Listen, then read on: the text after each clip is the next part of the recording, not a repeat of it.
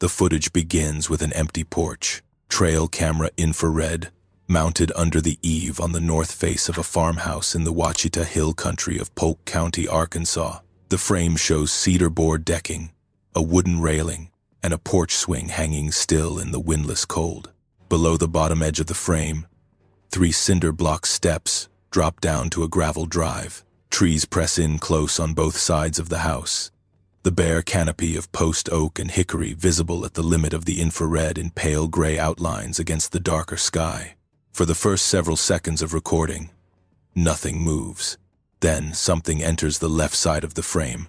It is upright, moving on 2 legs with a stride that covers ground faster than any human at a walking pace. It is carrying something large across its right shoulder, something that hangs limp, and even in the flat washed-out register of infrared, you can see the mass of what it carries and the ease with which it is being carried. It crosses the porch in a handful of strides, crouches at the front door, and sets its load down with a care and deliberateness that does not read as incidental.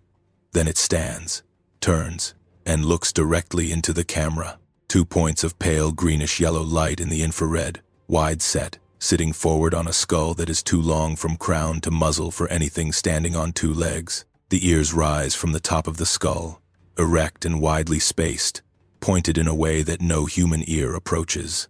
The muzzle extends several inches past the orbital ridge of the eyes. It stands there for a moment, looking into the camera the way something looks at a tool it already understands and is not concerned about. Then it steps off the porch. It does not cross back through the yard at a walking pace. It simply goes, and the frame is empty. What it left at the door was a white-tailed deer, a mature doe. The abdominal cavity had been opened and the internal organs removed. The carcass was otherwise intact, laid out across the doormat with the legs folded and the head resting to one side. The man who owns that porch, that farmhouse, and that camera is the same man who, 3 nights earlier, had found a juvenile dogman alive in a steel trap he had set for coyotes along a hollow in the Ouachita National Forest.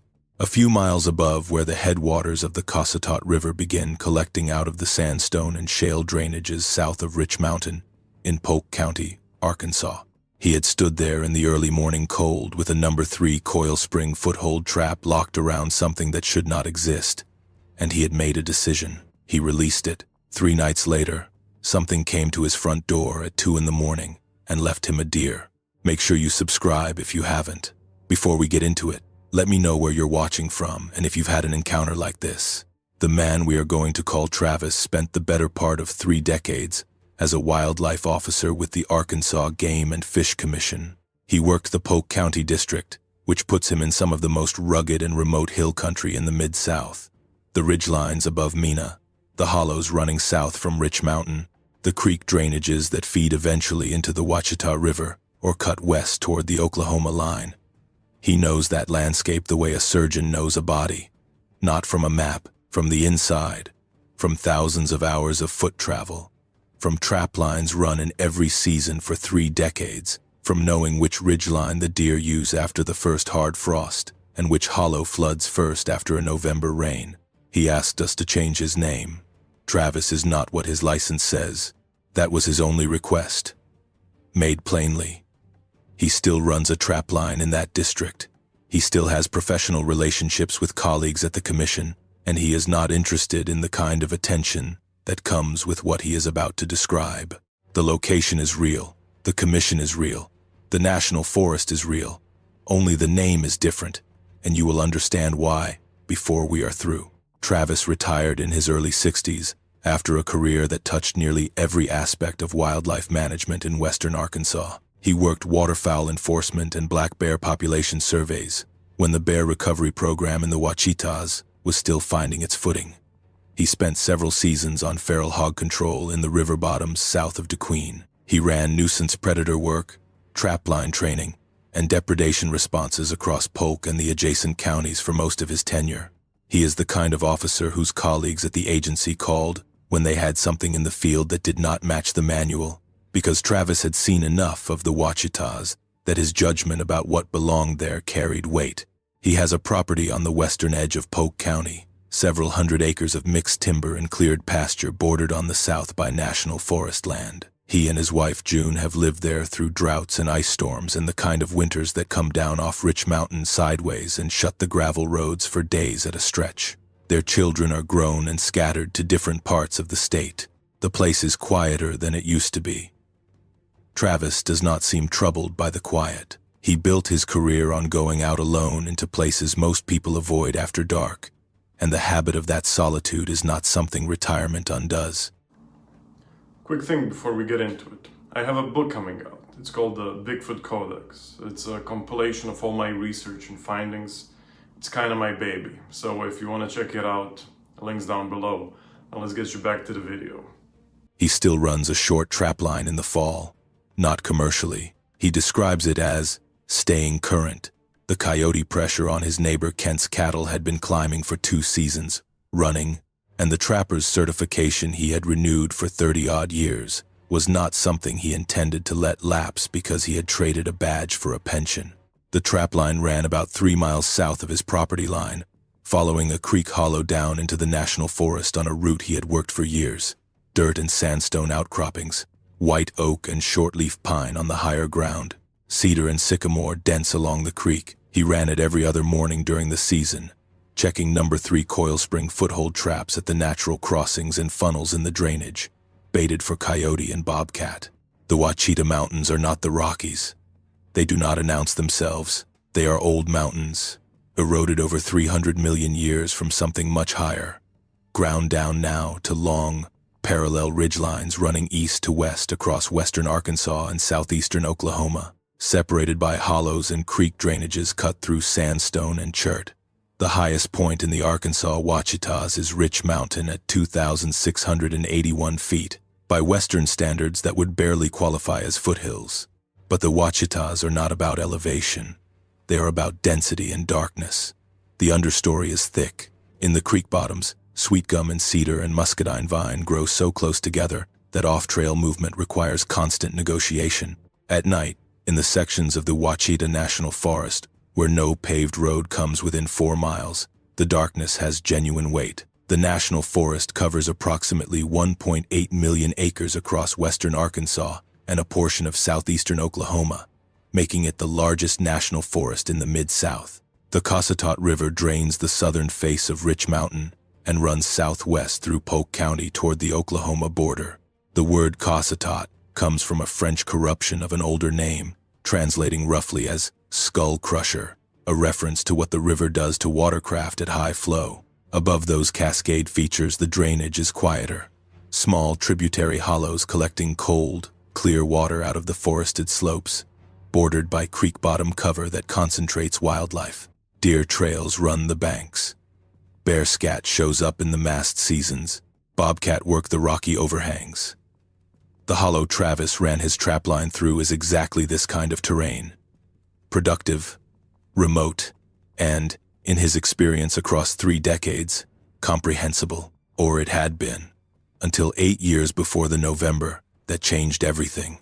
He was running his trapline in early December of that year. Cold morning, below freezing, the creek holding ice in the shaded bends. He came to one of his sets and found the trap sprung but empty. It happened. A deer towing the pan, a passing raccoon, ground that shifted with the cold. He reset it and continued south, but at the next bend, where the creek widened and the bank was soft enough to hold detail, he found a track. He knew it was not a bear track. He had been reading bear sign in this forest for 3 decades. A black bear's front paw shows 5 toes in a distinctive arc around a large central pad, the whole impression running roughly 7 to 8 inches across on a mature adult male. What was in the mud at the creek bend was different. The basic structure was canid. 4 toes with claw impressions, no 5th toe, but the proportions were off. The toe impressions were too long relative to the overall foot width, and the pad arrangement did not match anything in his reference catalog. He measured it with the ruler he kept on his lanyard, 7 inches across. That range belongs to a gray wolf. The problem with that was that gray wolves have been absent from Arkansas since the early 20th century, extirpated before Travis was born. He photographed it, wrote up his field notes, and moved on. A single unusual impression in soft substrate on a cold morning, when attention is divided between multiple set locations, is not evidence of anything specific. He kept the possibility open the way he had been trained to keep possibilities open, and filed it under anomaly. But he came back to that stretch of the creek more carefully after that. Over the next 2 trapping seasons, he found similar impressions 3 more times, all canid in basic structure, all too large by the same margin.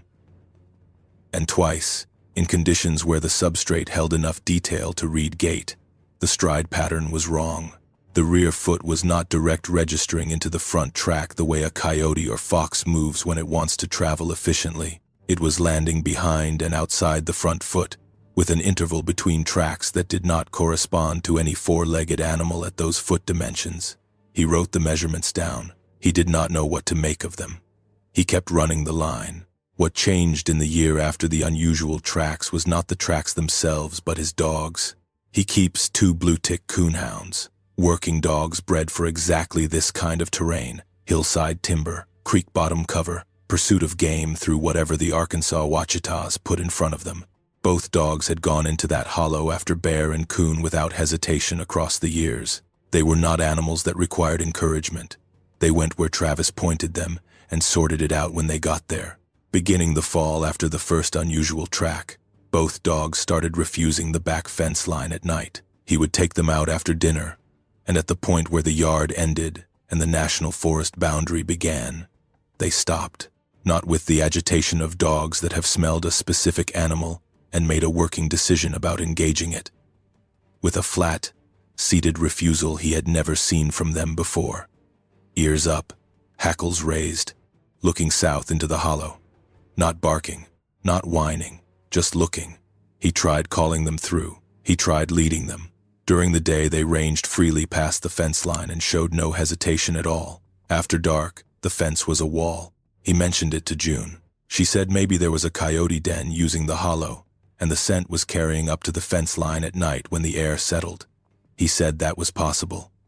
He did not press it. Then, in early October, 2 years before the trap incident, he was sitting on the back porch after dinner, a habit he maintained most evenings before the cold settled in too hard, sitting in the dark, listening to the creek in the hollow, watching the first stars come out. He had the dogs at his feet and the light off, and the evening was quiet in the way the Ouachita Hill country gets quiet on a clear October night after the insects die off for the season and the wind drops. He was listening to the creek when something else came out of the hollow, a vocalization.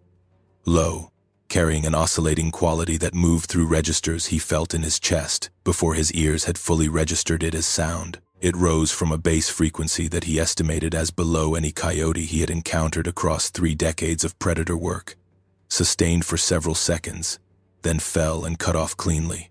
A pause, then it came again, slightly different in tonal structure, and stopped. Travis sat without moving. Both dogs were off the porch and at the back fence line before the second vocalization finished. Not barking, not pulling at the gate, standing at the fence, with their ears forward and their bodies absolutely still. He waited 5 minutes after the second vocalization stopped. Then he went inside, got his flashlight in his sidearm, and walked to the fence line. The hollow was quiet. Nothing moved that he could see or hear. He went back to the porch. He thought about what he had heard for a long time afterward. He ran the catalog of sounds he knew the Arkansas Ouachita fauna could produce. Coyotes produce unusual vocalizations at their most elaborate. A great horned owl in full territorial mode carries well through timber. He knew all of it.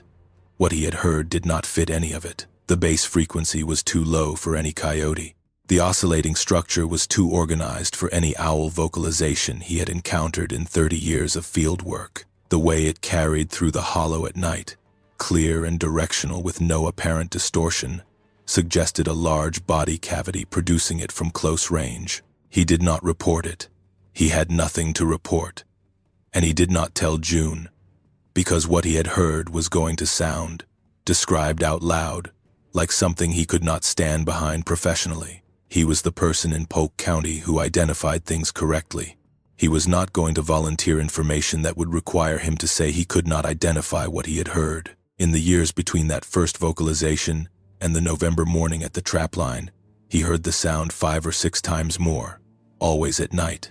always from the hollow south of the fence line. He became familiar enough with it that he could tell, from the way it moved through the timber and the interval between the peaks, approximately how far away it was being produced. It was never very far, never more than a few hundred yards, and the dogs each time went to the fence line and stood there until it stopped, and several minutes after. He was building a case file in his head for something he could not name, tracks that did not fit, dogs that refused their usual range, sounds that fell outside his professional catalog. He had spent his career being the person who identified things. He was very good at it. What was in the hollow south of his fence line had been evading that skill for years, and some part of him recognized, without quite being willing to say so directly, that the evasion was not random. He went out on a Thursday morning in late November, in the first hours before dawn, with the frost on the leaves and the creek ice solid in the shaded bends, to check his trap line. He moved south through the hollow in order, checking his sets from north to south the way he always worked the line. First set was empty, second was down, tripped, nothing in it. He reset it and kept moving. Third, he found a coyote, a mature female, which he dispatched and removed for the pelt. At his fourth set, around a bend in the creek where two fallen white oak trunks created a natural funnel, he stopped. Something was making a sound he had not heard before on a trap line, not quite a bark and not quite a yelp, cut off after less than a second, with a frequency that moved from high to low in a way that was wrong in the way a sound is wrong when it comes from a body built to different proportions than the one your experience is calibrated for. He stopped walking. He listened. The sound came again, coming from the fourth set location, around the bend. He moved the last 60 yards slowly, keeping to the downwind side of the drainage, setting his feet carefully on the frozen leaves. He came around the bend with his flashlight angled low and stopped. The number 3 coil spring had the left rear foot of something that was neither coyote nor bobcat nor any other animal Travis could immediately classify. He held the flashlight beam on it at a distance of roughly 30 feet and took stock. His first thought was bear cub. Late season cub that had not gone into winter denning. It happened, though rarely this late in November. Commission protocol for trapped bears required calling a supervisor, getting a snare pole on the animal, documenting and releasing it. But his second read overrode the first almost immediately, because the shape was wrong for a bear at any size. The body was too long relative to its height.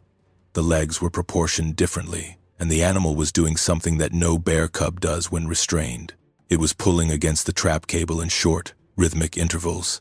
Test the cable, register that it held, wait, test again. Not the continuous, panicked pulling that burns a trapped coyote's energy down to exhaustion by morning. Something measured. Between tests, it was upright on its rear legs, the trapped left foot extended, using its forelimbs as arms to brace against the frozen ground. Travis stepped closer. The animal registered his movement and backed away as far as the cable allowed, maybe 20 inches, and the motion of that backing was bipedal. It did not drop to 4 legs.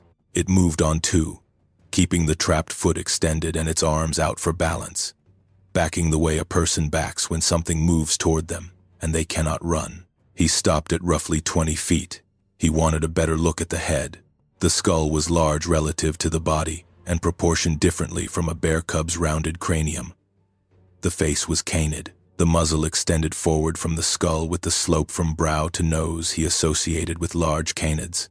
The ears were up and widely spaced, their tips above the highest point of the skull. The eyes, when the animal turned to face him directly, were pale yellow, clear, pale yellow, almost the color of old straw, open fully despite the light. He had been looking at wildlife in flashlight beams since before he could drive, and he knew what a frightened animal's eyes communicated. What he saw in those eyes was not panic, it was assessment. The animal was taking stock of him the way something takes stock of a new piece of information it is working to place. He put the flashlight down against a log at an angle that threw indirect light, rather than pointing straight at the animal. He did not want to increase the stress on it beyond what the trap was already producing. The foot in the spring would not be fractured. A number 3 coil spring is designed to close with enough force to hold without crushing bone. But 12 hours in a trap in below freezing temperatures was 12 hours in a trap, and what he was looking at showed fatigue in its posture. He reached behind him to his pack for the catch-release tool, a heavy-gauge wire device designed to depress the spring jaws of a foothold trap for safe release of trapped animals, something any licensed Arkansas trapper carries. His hands were shaking. He registered that without assigning it any particular meaning. He moved toward the trap in a crouch. Slow, no sudden angles. His boots were loud on the frozen leaves, and there was nothing he could do about that. He expected the animal to lunge at this range. He expected teeth. He was within arm's reach of something wild and injured and exhausted that had every biological reason to try to remove him from the situation. The animal watched him come. It did not lunge.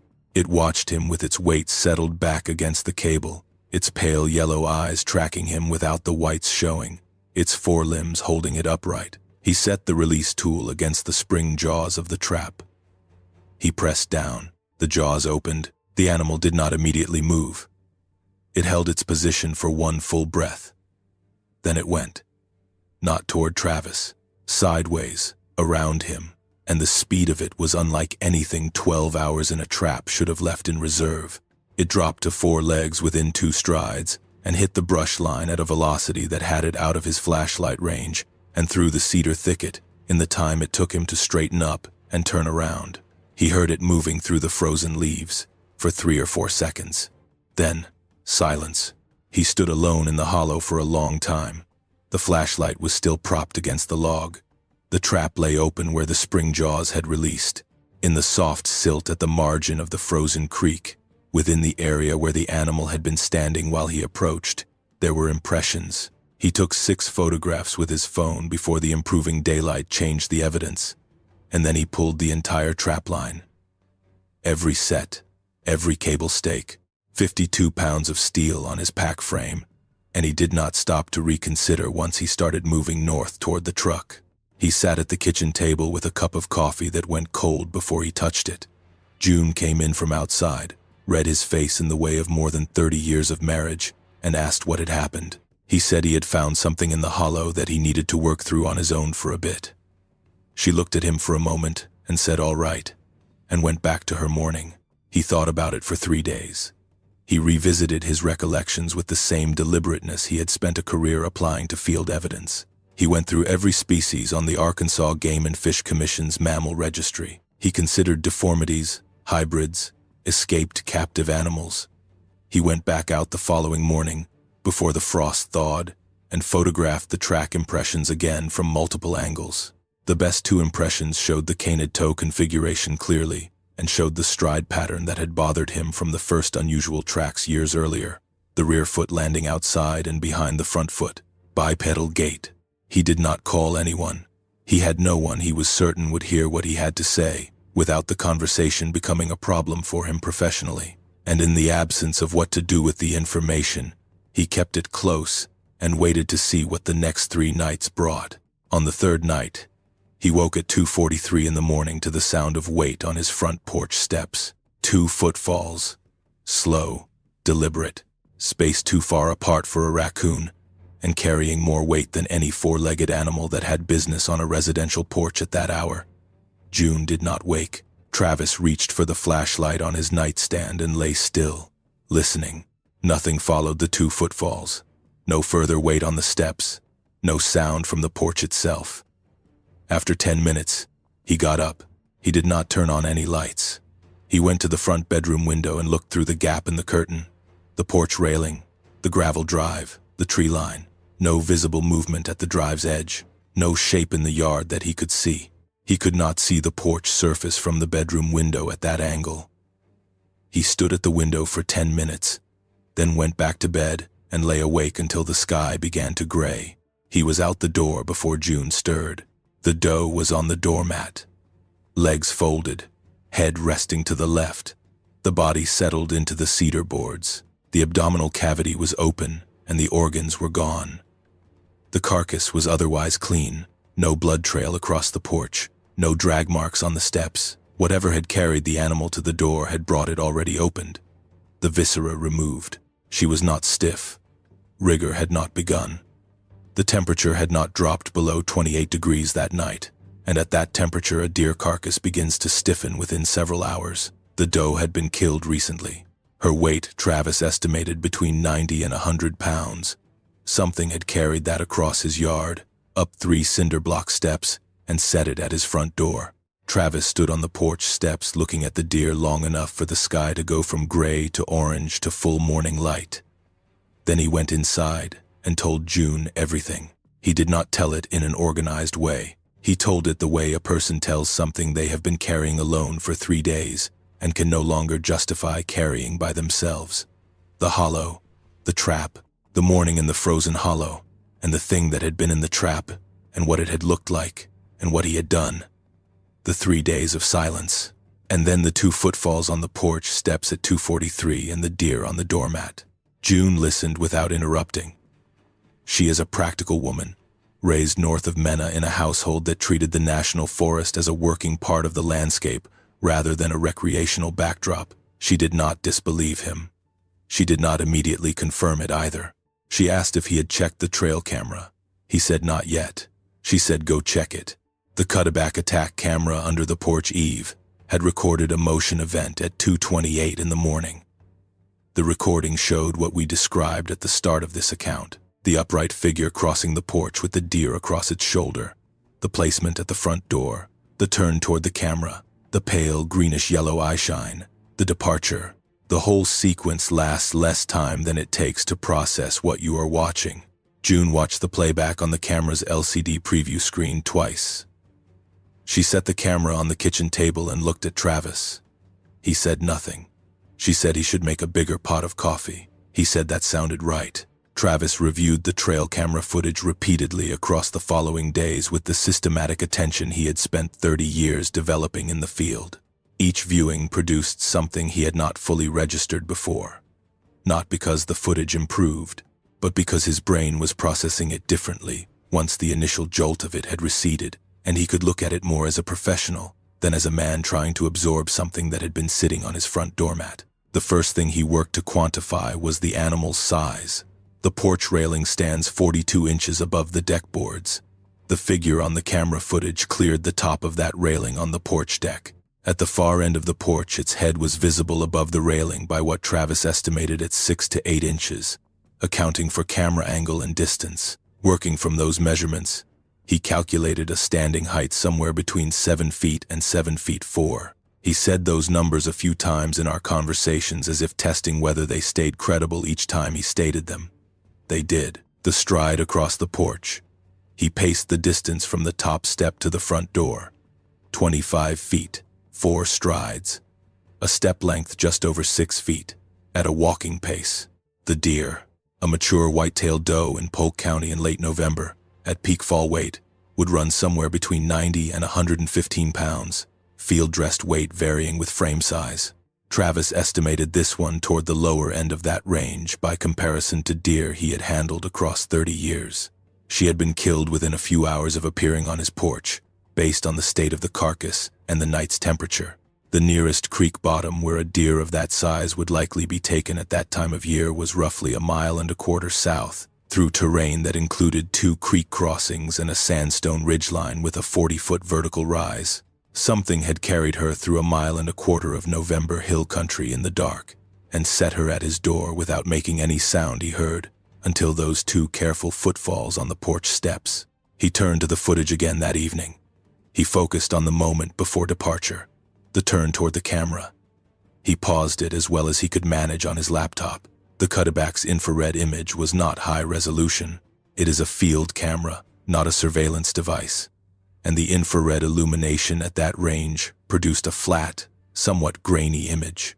But the head shape was clear enough in outline to work with. The skull extended backward behind the ear line in a way that showed a developed brain case. The muzzle was long but set lower relative to the eye line than a typical large canid's muzzle, with a broader connection at the skull base. The ears were large, standing forward angled the way a listening animal holds its ears, set high enough on the skull to clear the widest point of the brain case on both sides. He had spent enough time with working dogs over his career to know what a dog's head looks like from every angle, and enough time documenting bear sign to know what a bear skull looks like in profile. What was looking back at him from the camera footage did not line up with either reference. The orbital ridge above the eyes was pronounced. The chin was not the tapering point of a typical canid muzzle, it had mass. The overall effect, when he tried to put it into words for June later that evening, was that it looked like an animal that used its face for more than hunting. That sounds imprecise. He was reaching for language that would carry something the infrared image communicated, and that his professional vocabulary was not built to express. He pulled his phone and compared the track photographs from the trap location to the porch footage. The pad dimensions of the impressions in the hollow mud were consistent with the animal's estimated size on the camera. The stride pattern in the soft silt at the creek margin, the bipedal gait, matched the stride visible on the footage. He had a field chain of evidence connecting the juvenile in the trap to the adult on the porch, and it was consistent in every dimension he could measure. He started reading. 2 evenings spent pulling everything accessible on reported encounters with large bipedal canines in the United States. He began with the Arkansas Game and Fish Commission's own wildlife observation database, which he could access through a former colleague in the agency. The commission maintains a log of unusual reports from hunters, landowners, and recreationalists, going back decades, logged when someone calls the regional office with something they cannot explain. He found cougar reports from the western counties, logged as transient individuals in the commission's preferred classification for large cats appearing in the state, without an established breeding population. He found a handful of wolf reports attributed to large coyotes or coyote-wolf hybrids. He found nothing in the database from the Polk County District that matched what he was looking at. He moved to public research.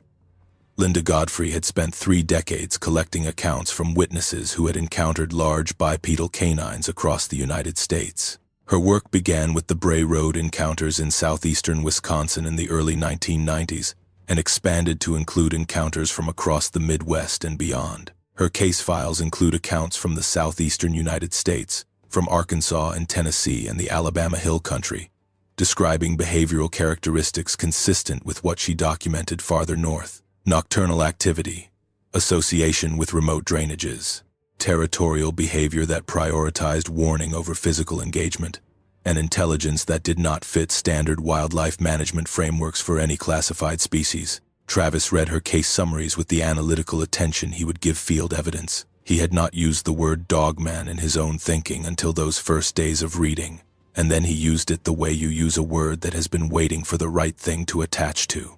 He was looking for internal consistency across independent accounts. What he found was exactly that: accounts from people with no contact with each other, from geographic locations hundreds of miles apart, across decades. The creature's physical description varied in coloration and size, but the structural elements held: bipedal stance, canid skull, large body mass, dark fur, high nocturnal activity, and a behavioral profile that resisted simple predator framing. The creatures in Godfrey's case files did not hunt humans. They avoided them. They held their ground when they chose to, and removed themselves when the interaction had reached the point they had set for it. He found Steve Cook's recording from 1987. Cook was a radio personality in Traverse City, Michigan, who wrote a song called The Legend, describing the Michigan Dogman as an April Fool's piece. After it aired, the station received calls from people who had been carrying similar experiences in silence for years. The accounts came from well beyond Michigan, from Arkansas, among other states, and Cook documented them with the conscientiousness of a person who had not expected to become a clearinghouse for serious wildlife reports, but who had enough integrity to treat them that way. Travis read those accounts with the same care he had given Godfrey's work. He found 2 reports attributed to the Polk County area itself, going back to the 1980s, from hunters who described encounters in the Ouachita National Forest, matching his own experiences in the hollow south of his property line, with a specificity that was difficult to attribute to coincidence. They described the sounds: the refusal of hunting dogs to follow trails into certain areas of the national forest below Rich Mountain, the tracks that measured too large for any coyote, and showed stride patterns that did not match any 4-legged animal they knew. The Ouachita Hill Country holds history that predates the National Forest designation by thousands of years. The Caddo people lived throughout the Ouachita River watershed for at least 4,000 years before Spanish explorers encountered their villages in the 1500s. Their knowledge of the Ouachita Mountains was built across generations of people who learned the landscape from childhood. The word Ouachita itself comes from the Caddo language and appears in French colonial records as early as the late 1600s. The Caddo understood what shared these mountains with them. They were removed from their Arkansas homeland in the 1830s, and what they knew about the Ouachita Hill Country went with them to Oklahoma. Before the Caddo, the earliest American accounts of the Ouachita interior describe a landscape that unsettled the people who first moved into it. Settlement of Polk County began in earnest after the Arkansas Territory was organized in 1819. The communities that took root there adapted by developing thorough knowledge of the landscape across generations. That knowledge included consistent traditions passed family to family through the farming communities above Mena and along the Cossatot watershed about what inhabited the upper hollows above the creek line. The traditions did not use the word Dogman. They used language that was already old when the first families arrived. Hill talk for something in the deep timber that the settlers had collectively decided was better left alone. Travis found references to those community traditions in Arkansas.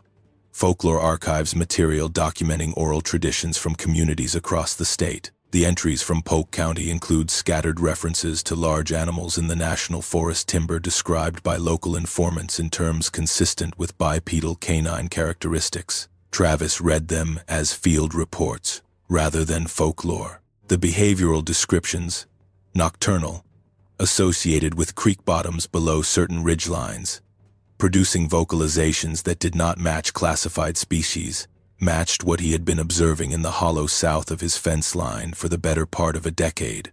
Travis still had contacts at the Mena Ranger District office and spent a careful hour on the phone with a former colleague who still worked there, asking without specific explanation about unusual wildlife observations filed in the district over the previous 20 years. His colleague said the district received occasional reports of large, unidentified animals in the deeper sections of the forest, most commonly from hunters on extended backcountry expeditions. Those reports were logged under general wildlife observations and not followed up. His colleague said he had never personally seen one that described anything he could identify with confidence. Travis asked whether there had been any reports from the drainages south of Rich Mountain, specifically the hollows feeding into the upper Cossatot watershed. His colleague was quiet for a moment. Then he said there had been 2 or 3, across the years he had been in the district, from hunters and from one Forest Service trail crew that had been working in that section in the summer. He said the trail crew report had been filed, reviewed, and logged as an inconclusive bear encounter, which was the available classification that fit closest to what had been observed. He said the trail crew members had specifically said it was not a bear. Travis thanked him and ended the call and sat for a long time looking at the pattern. Something had been in those drainages for as long as any record went, had been known to the Caddo people for thousands of years before removal, incorporated into the community traditions of the farming families who settled the western Arkansas hills, documented by a Forest Service trail crew, whose report was filed as a bear encounter because the form had no alternative classification, and moving through the creek hollow south of Travis's fence line. For the entire 8 years he had been accumulating evidence of its presence. If you have spent any time in the Ouachita Mountains, hunting those ridges above the Cossatot, running traplines in Polk County, or camping in the National Forest south of Mena, let me know in the comments what you have heard out there at night. The reports coming out of that part of Arkansas go back decades, and most of them have never been talked about publicly. The doe on the porch was not a random event. It was a response. The specific response of a specific individual to a specific act 3 days earlier, delivered to the specific location of the person who had performed the act. Travis understood this before he started reading, and the reading confirmed it. Godfrey's case files include multiple instances of deliberate restraint, encounters in which the creatures chose not to escalate when escalation was clearly possible. Travis's hollow, his trapline, his dog's refusals at the fence line, the vocalizations over 8 years, all of it fit the profile of an established population that had been monitoring a specific human's activity in its territory for a long time. The trap incident was a disruption in that baseline, The doe was a response to how he had handled the disruption. What he struggled to sit with was the implication of that sequence. If the response required identifying the specific human who had performed the specific act, locating that human's residence, determining an appropriate response within what appeared to be the behavioral logic of the species, executing that response within a 72-hour window, and delivering it at a time and in a manner that avoided all direct contact, then what he was dealing with was not operating at the level of an animal managing its territory by instinct. It was operating at the level of a decision, a considered one. He is not a person who assigns human attributes to wildlife carelessly. He spent 30 years in a scientific framework that resists anthropomorphizing, and that training is not something he set aside when he retired. He was not saying these animals thought the way humans think. He was saying they thought that the exchange on his front porch at 2:28 in the morning was not random behavior falling out of survival instinct. It was a response shaped by observation, memory, social communication between individuals, and a framework for managing relationships with humans that the species had developed across however long it had been coexisting with humans in these mountains. That is not an animal, and it is not a person. It is something else, something the available categories do not adequately describe, and the inadequacy of the categories is not the creature's problem. It is ours. Travis told one person outside the family in the first year after the encounter, a man he had worked alongside in the commission for most of his career, someone he trusted professionally above everyone else he knew from his working years. He showed the camera footage on his phone and the track photographs. His colleague watched the footage twice. When he was done, he said that if Travis submitted a wildlife encounter report to the commission describing what was on that footage, the report would go to a desk in Little Rock where it would be logged and filed under unverifiable reports. The system had no framework for what Travis was describing because it had never been asked to develop one, and building that framework would require entertaining the possibility of an undocumented large primate or canid species in the Ouachita National Forest, which nobody at the commission was prepared to initiate on the basis of trail camera footage and one man's trapline account. He said all of this without disbelief in his voice. He had watched the footage. He was explaining the mechanism. The system had no drawer for this. Travis asked what he would do in his position. His colleague thought about it. Then he said to document everything as thoroughly as possible and keep it private until something in the institutional landscape changed enough to make disclosure viable. Travis asked what would have to change. His colleague said he did not know. Maybe nothing. Maybe a long time. He said all of this without disbelief in his voice. He had watched the footage. He was not dismissing it. He was explaining the mechanism. The system had no drawer for this, and building a drawer would require acknowledging a reality that nobody in the chain of command wanted to be the first to put on paper. Travis asked his colleague what he would do in his position. His colleague thought about it for a long moment. Then he said he would document everything as thoroughly as possible and keep it private until something in the institutional landscape changed enough to make disclosure viable. Travis asked what would have to change. His colleague said he did not know. Maybe nothing. Maybe it would be a long time. He said all of this without disbelief in his voice. He had watched the footage. He was not dismissing it. He was explaining the mechanism. The system had no drawer for this, and building a drawer would require acknowledging a reality that nobody in the chain of command wanted to be the first to put on paper, because being first to put it on paper meant being responsible for what happened next. Travis asked what his colleague would do in his position. His colleague thought about it for a long moment. Then he said he would document everything as thoroughly as possible and keep it private until something in the institutional landscape changed enough to make disclosure viable. Travis asked what would have to change. His colleague said he did not know. Maybe nothing would. Maybe in some years the research would reach a point where the conversation could happen differently. Maybe it would be a long time. He could not say. The ethical dimension of that conversation has occupied Travis since. He wrestles with it openly, and the wrestling itself is a form of honesty about what a Dogman encounter takes from a person, even when the encounter ends without violence. It speaks to who he is. Someone who spent 30 years thinking about wildlife management in terms of populations, habitat, and sustainable coexistence. He knows the Ouachita National Forest is not pristine wilderness. It is a managed landscape. The timber rotation cycles in Polk County run sections of the National Forest through harvest and replanting on schedules that alter the canopy structure over decades. The Forest Service road network cuts through terrain that would otherwise have no human access. Recreational use in the spring and fall brings substantial traffic into the backcountry.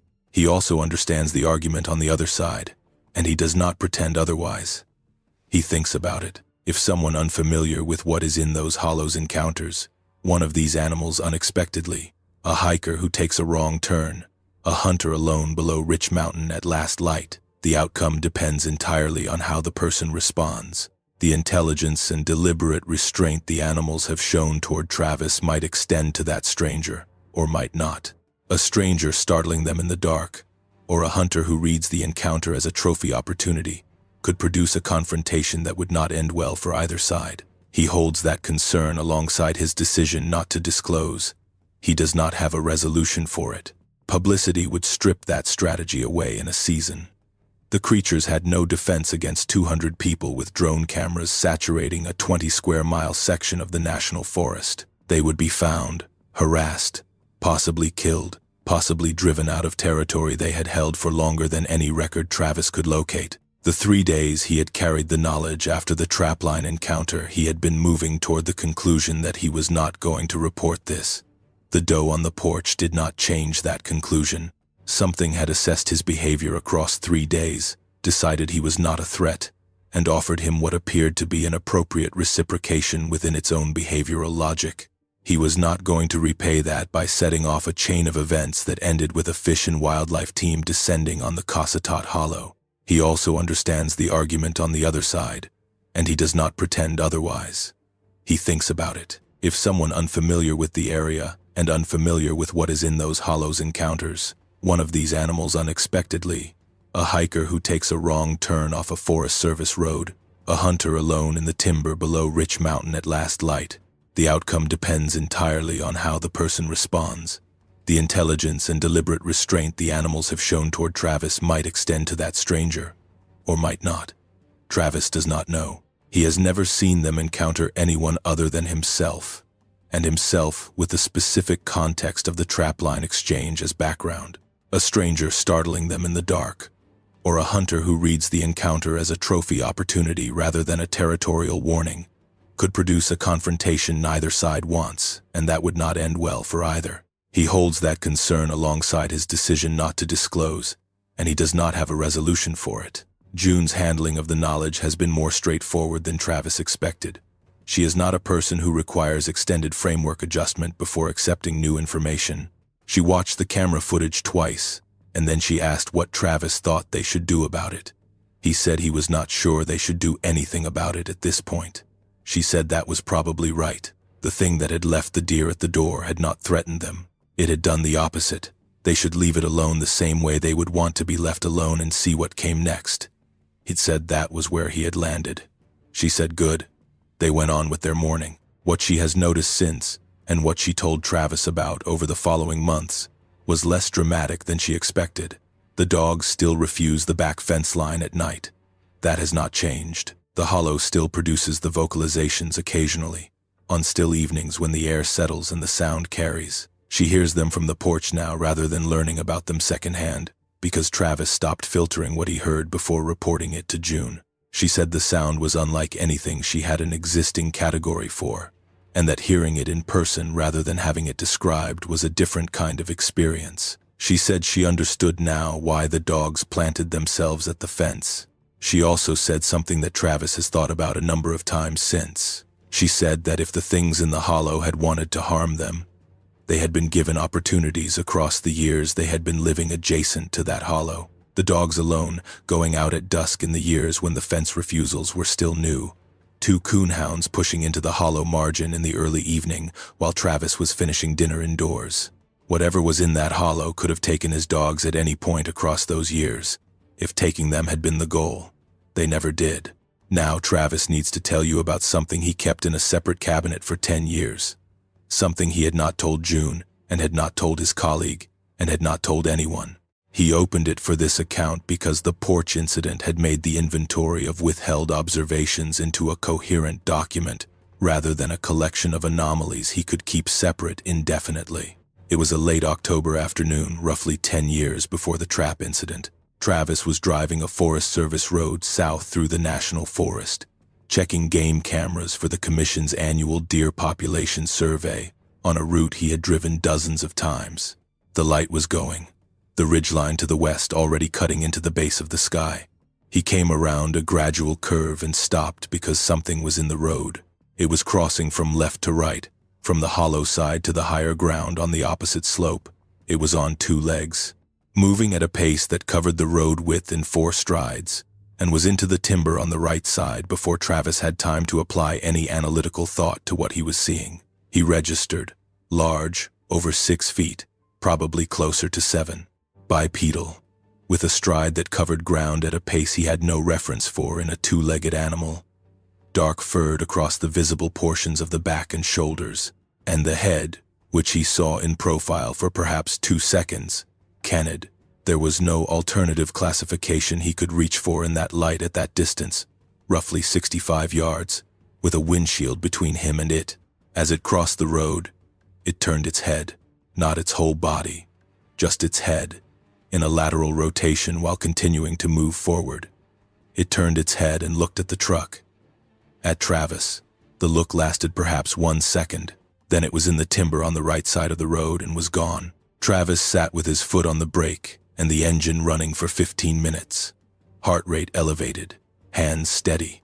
He was not confused about what he had seen. He was certain he had seen it, certain he had not misidentified a known species, and certain he was in no position to do anything with that certainty without damaging his career.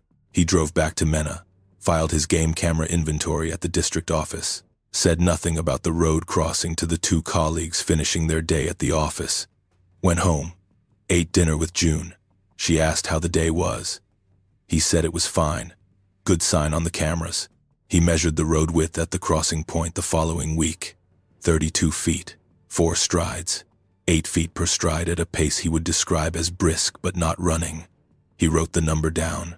Then he added it to the internal cabinet, where he kept the unusual tracks from the creek bend and the sounds from the hollow and the dog's refusals, and he locked that cabinet and left it locked for 10 years. He did not go back to that stretch of Forest Service road during deer season. Not that year, and not in subsequent years. He rerouted his game camera circuit to approach the area from a different direction, adding distance to his route, and he accepted the additional time without explaining to colleagues why he had changed the path. He did not explain it, because explaining it would require him to tell them about the road crossing, and telling them about the road crossing would lead exactly where telling June had not yet led him, to a conversation he was not prepared to have with people whose professional opinion of him he depended on.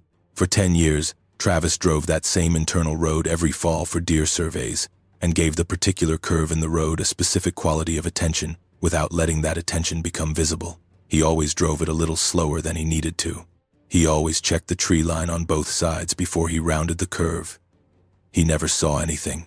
He was not sure whether that was because nothing was there, or because whatever had crossed the road that October afternoon was sufficiently aware of his vehicle's approach to avoid the road entirely. Given everything he has since learned about the behavioral sophistication of what was in that hollow, the second possibility seems as likely as the first. The connection between the road crossing and the trap incident, once he allowed himself to draw it, ran like this. Whatever he had seen cross the Forest Service road 10 years before the trap incident was an adult, based on its size. The juvenile in the trap was smaller, younger, moving in the hollow south of his property line within the territory of the adult he had seen on the road. The vocalizations he had been hearing for years were coming from this same territory. The dog's refusals tracked the same geography. He had been living adjacent to an established population with at least 2 identified individuals for the better part of a decade, and they had been aware of him, aware of his trap line, aware of his property, and aware of his dogs for all of that time. The juvenile had run into his trap not because the trap was unexpected, but possibly because juveniles, across species, make choices that adults do not. He thinks about the juvenile still. He thinks about where it is now, 2 or 3 years older, considerably larger, moving through the hollow on routes it knows by now as well as Travis knows his own property. He thinks about the specific act of the release, of pressing the catch-release tool against the spring jaws and feeling the mechanism give, and whether that moment registered as something meaningful to whatever was watching from the juvenile's perspective, trapped and exhausted in the frozen creek hollow at 6:50 in the morning. The doe on the porch suggests that it did. Travis still lives on that property in Polk County. He still walks the back fence line in the mornings when the light comes through the post oak and the frost is on the grass. He still sits on the back porch in the evenings when the weather allows. The cut-back camera on the porch eave has not recorded another event like the one in November. The hollow shows sign when Travis checks the soft substrate in the creek bend after rain. The tracks are there, the same broad canid impressions with the bipedal gait pattern, the same size and stride, but nothing has come to the fence line or the house in the 2 years since the doe on the doormat. He does not know whether to call that restraint or simply distance, whether the exchange was a one-time communication that resolved itself into a different kind of status quo, or whether it was the opening of something ongoing that he does not yet fully understand. He does not know how to find out. He does not know whether finding out is something he should attempt. He pulled the trap line and has not rerun it south of the property fence. He told Kent, his neighbor, that the coyote pressure in the hollow had shifted north and that he was concentrating his line in that direction. Kent accepted this. Travis has been in Polk County long enough that people accept his wildlife assessments without extensive follow-up questions. He is the former commission officer who knows what's in the woods. He gives Kent a straight answer when Kent has a livestock problem. The irony of that reputation sitting alongside what Travis is currently not telling anyone about the hollow south of both their properties is not lost on him. June asks about the hollow occasionally, not directly. She will mention that she heard something on the porch after dinner, or that the dog seemed unsettled, and Travis will describe what he heard, and they will sit with that information together, in the way couples sit with things they have mutually decided not to push further than necessary. She is not afraid. That is the thing he keeps returning to about June's response across these 2 years. She is not afraid of what is in the hollow. She is curious. She would like to understand it better. She would like to know, among other things, whether the juvenile is the same individual that the adult brought back in her awareness, whether that young one has grown into knowing this property the way the adult appeared to know it. Travis does not know. He does not know how many individuals are in the hollow, though his track measurements over the years suggest at least 2, and possibly more. He does not know whether the adult who left the doe was the same individual he saw across the Forest Service road 10 years earlier, though the size estimates are consistent. He does not know whether the animals in the Cossatot Headwaters Hollow are connected to populations in the broader Ouachita Range, whether the reports from the LaFleur County drainages on the Oklahoma side describe the same or related groups, whether the behavioral patterns Linda Godfrey documented in the Great Lakes apply to Polk County on the same terms, or with regional variations. He holds all of this open. He has spent 30 years in a professional framework that knows what to do with open questions: accumulate evidence, document observations, submit findings to review. He cannot use that framework here. The question is open, and the community of practice he belongs to has no mechanism for receiving the evidence. He carries it alone, except for June and his colleague in Little Rock and now this account, and the carrying of it has changed him in ways he articulates with the directness of someone who has had 2 years to think about exactly how. His sense of the Ouachita Hill Country is different. Not smaller, not damaged, different. He used to understand the landscape as completely as a person could understand a landscape through 30 years of professional engagement. He understands now that his comprehension was thorough in one dimension and missing another entirely. The dimension he was missing was not inaccessible to him. The tracks had been there. The sounds had been there. The dogs had been marking the boundary every night. The information had been present in the landscape the same way information is always present in the landscape, available to anyone who brings the right framework for reading it. He had brought the wrong framework. The framework had no category for what the tracks and sounds and behaviors were describing, so they filed themselves under anomaly and sat there, year after year, consistent and patient and waiting. He said something near the end of our last conversation that he seemed to mean more precisely than it sounded at first. He said that when he crouched at the trap that November morning and set the catch-release tool against the spring jaws and pressed down, he was not thinking about any of this. He was not thinking about the years of tracks, or the vocalizations, or what the juvenile was, or what releasing it might produce. He was thinking that something young and hurt and in trouble was in front of him, and he had a tool that could address that, and the question of whether to use it was not actually complicated. He did what he would do for any animal in a trap. He released it, and 3 nights later something came to his door at 2 in the morning with a deer. The Ouachitas still runs out of the sandstone drainages south of Rich Mountain, cold and clear in the shaded bends, carrying water from a watershed that has been doing this for longer than any measurement can document. The post, oak, and shortleaf pine still hold the upper ridge slopes above the creek line. The cedar and sweet gum still crowd the hollow bottoms in the dark and dense way they do, and whatever moves through the hollow south of Travis's fence line at night, whatever has left its tracks in the creek bottom silt and its vocalizations in the October air for as long as anyone has been paying careful attention to that section of the Ouachita National Forest, is still there. Travis knows it is still there. He hears it occasionally, on still evenings when the wind drops and the hollow carries sound up to the back porch. Not often, once or twice in a season maybe. A low, oscillating sound that rises through registers he feels in his chest before his ears consciously register it. He does not go to the fence when he hears it anymore. He sits on the porch and listens until it stops, and then he goes inside and tells June what he heard, and she sets down whatever she has in her hands and asks what it sounded like this time, and he tries again to find the language for something that does not have it yet. He has not found it. He keeps trying. The hollow south of his fence line has been there since before the fence existed, since before the property survey marked any boundary, since before the Ouachita National Forest was designated, and the Forest Service began managing the timber above the Ouachitas headwaters. The Caddo people who lived along this watershed for thousands of years before their removal understood what the hollow held. The farming families who followed them into the western Arkansas hills carried community knowledge of it through generations of telling. The Commission's database has no record of it. The Forest Service's trail crew report called it a bear. The Arkansas Folklore Archive logged it as regional tradition. It is still there. Whatever it is, whatever category we do not yet have for it, it was there before Travis arrived, and it will be there after he is gone. The hollow does not require our acknowledgement to continue. It has been getting on without acknowledgement for a long time. What Travis did on a frozen November morning in the Ouachita National Forest was simpler than any of the framework questions that followed it. He released an animal from a trap. 3 nights later, an animal came to his door, whatever that exchange means. And he has spent 2 years and counting trying to arrive at a language adequate to what it means. It was a real thing that happened between 2 kinds of intelligence sharing a landscape in western Arkansas. One of those intelligences built the trap. The other one walked into it. And when the human holding the release tool made a decision about what to do next, the other intelligence noticed. That is not nothing.